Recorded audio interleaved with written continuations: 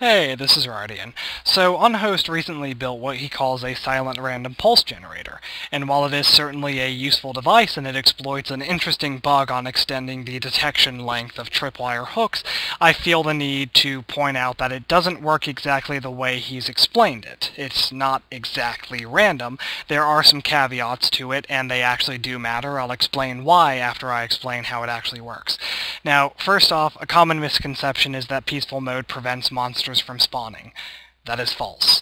Peaceful mode allows monsters to spawn and then removes them the next game logic cycle or tick. I don't know if exactly a tick or not, but the monsters are removed almost instantly. They still exist though, and monsters can spawn directly on top of pressure plates and tripwire, which means that during the instant that they exist, they can set this off.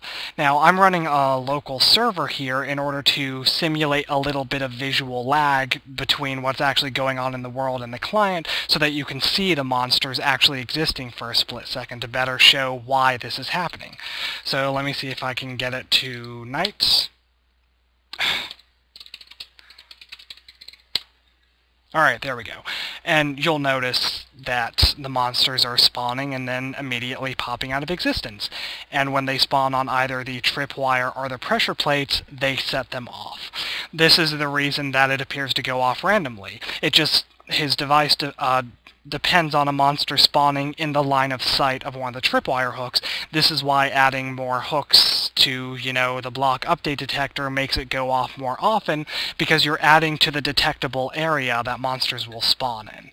So this is important because if you're playing on a server that has monster spawning itself disabled via the server properties, then this will not work, as advertised, because you won't have the random monster spawns popping in and out of existence that will trigger this thing. It will only trigger from, livestock like cows and sheep spawning, which happens very, very rarely.